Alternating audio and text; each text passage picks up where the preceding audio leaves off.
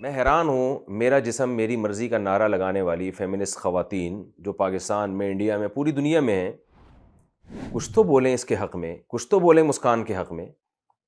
یہ عجیب بات ہے کہ جب جسم کو برہنہ کرنے کی بات آتی ہے، جسم کو بے لباس کرنے کی بات آتی ہے، تو فیمنسٹ ذہن رکھنے والی خواتین میرا جسم میری مرضی کے نعرے لگاتی ہیں کہ عورت آزاد ہے، وہ کپڑے پہنے نہ پہنے۔ لیکن یہ ادھوری بات کرتی ہیں۔ ان کی دعوت سے ہمیں یہ لگتا ہے کہ جہاں کپڑے اتارنے کی بات آتی ہے تو وہاں یہ نعرہ لگایا جاتا ہے کہ میرا جسم میری مرضی، ہم آزاد ہیں۔ جہاں حجاب کی بات آتی ہے تو وہاں بھی تو عورت کو آزادی ملنی چاہیے۔ ایک خاتون اگر ایک جوان لڑکی نہیں چاہتی کہ میرے اوپر مردوں کی ہوس کی نگاہیں پڑیں اور وہ اسکارف لیتی ہے، وہ اپنے چہرے کو چھپاتی ہے، اس میں بھی تو اس کو آزادی ہونی چاہیے۔ لیکن انڈیا کی مودی حکومت جو اپنے آپ کو لبرل گورنمنٹ کہتی ہے، انڈیا کا لا ہے کہ وہ لبرلزم کو پروموٹ کرتا ہے، تو وہ کیوں خاموش بیٹھے ہوئے ہیں؟ یہاں تک نوبت کیوں پہنچی ہے کہ کالج میں ایک لڑکی اسکارف لے کر آ رہی ہے، چہرے کا پردہ کر رہی ہے اور اس کے خلاف نعرے بازی ہو رہی ہے؟ انڈین گورنمنٹ نے اپنی عوام کی ذہن سازی کیوں نہیں کی کہ جب ہم لباس اتارنے میں عورت کو آزادی دے سکتے ہیں تو لباس پہننے میں عورت آزاد کیوں نہیں ہو سکتی؟ میں ہمارے ملک میں صبح و شام عورت کی آزادی اور ویمن رائٹس کا نعرہ لگانے والی ان خواتین سے سوال کرتا ہوں کہ آپ کیوں ٹویٹ نہیں کر رہی مسکان کے حق میں؟ کیوں اس کو پروموٹ نہیں کر رہی ہیں؟ آپ اس پہ دھرنے کیوں نہیں دے رہی ہیں؟ آپ اس پہ جلوس کیوں نہیں نکال رہی ہیں؟ جہاں فیمنسٹ خواتین کا دن آتا ہے، ویمن رائٹس کا دن آتا ہے، کیسے کیسے بیہودہ نعرے لے کے پلے کارڈ پہ لڑکیاں کھڑی ہوتی ہیں، جو نعروں کا تذکرہ کرتے ہوئے بھی ہمیں شرم آتی ہے، اس کا زبان سے تذکرہ بھی ہمیں برا لگتا ہے۔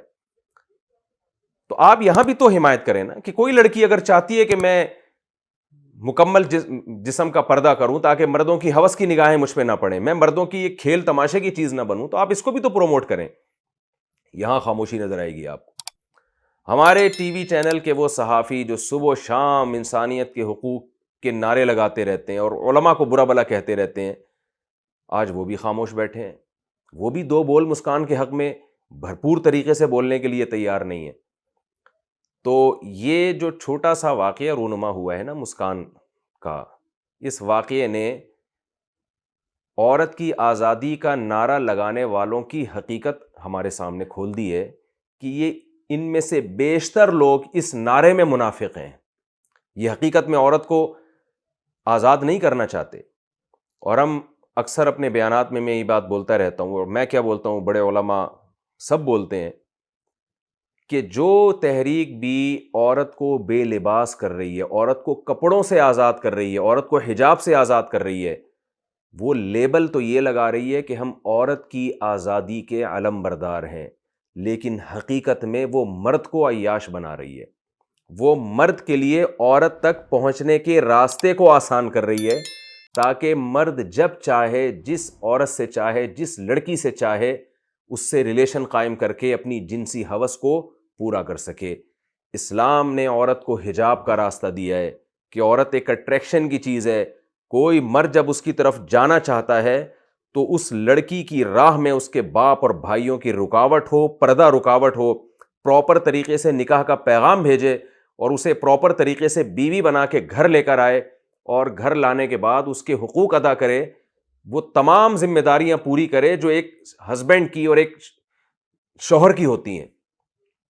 لیکن وہ خواتین جو بے پردگی کو معاشرے میں پروموٹ کرنا چاہتی ہیں، وہ عورت کے حصول کو آسان بنا دیا، سستا بنا دیا۔ میں لوگوں سے کہتا ہوں، بتاؤ گرل فرینڈ کے کیا حقوق ہوتے ہیں؟ کیا اس کا نان نفقہ آپ کے ذمہ لازم ہے؟ کیا اس کی ماں کا وہی حق ہے جو بیوی کی ماں کا حق ہوتا ہے؟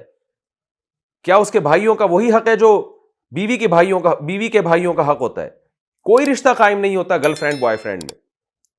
تو جو خواتین بھی بے پردگی کو پروموٹ کر رہی ہیں، وہ اصل میں اس عورت کا حق ضائع کر رہی ہیں جو باقاعدہ پراپر طریقے سے بیوی بن کے کسی کے گھر کی زینت بنی ہے۔